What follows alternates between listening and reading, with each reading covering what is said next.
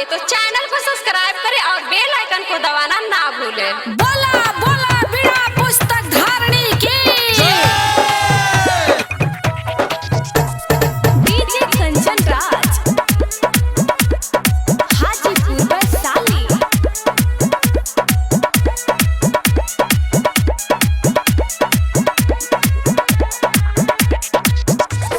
विद्या के देवी हऊ सरस्वती मैया जी।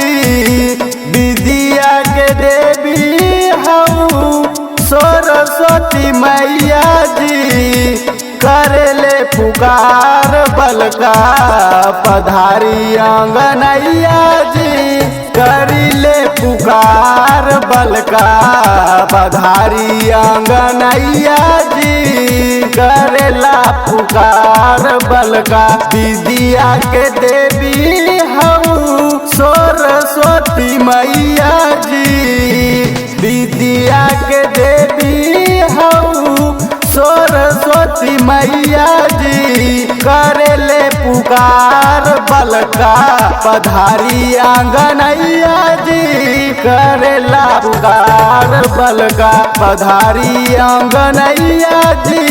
करेले पुकार बलका करेले पुकार बलका पधारी आंगनैया जी। बोला बोला सरस्वती मैया की डीजे कंचन राज हाजीपुर वैशाली।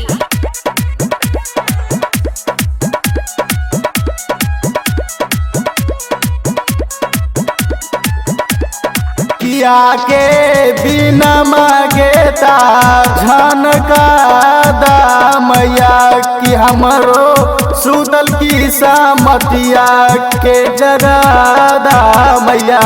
किया के बिना मांगेता झनका दा मैया कि हमरो सुतल की सामतिया के जगादा मैया। जगादा मैया जगादा मैया।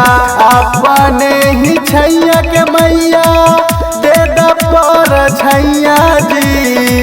अपने ही छैया में मैया दे द पर छैया जी।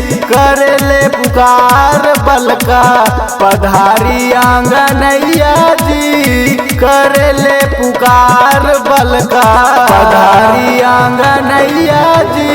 बोला बोला हंस वाहिनी की डीजे कंचन राज हाजीपुर वैशाली।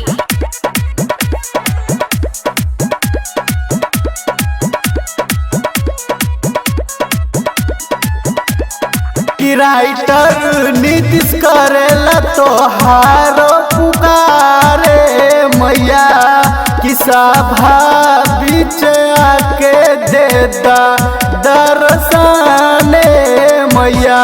कि राइटर नीतीश करेले तोहारो पुकारे मैया। कि सभा बीच आके देता दर्शने मैया दर्शने मैया। विवेक के आनंद विनती करले गवैया जी। विवेक के आनंद विनती करले गवैया जी। करले पुकार बलका पधारी आंगनैया जी। करले पुकार बलका पधारी आंगनैया जी।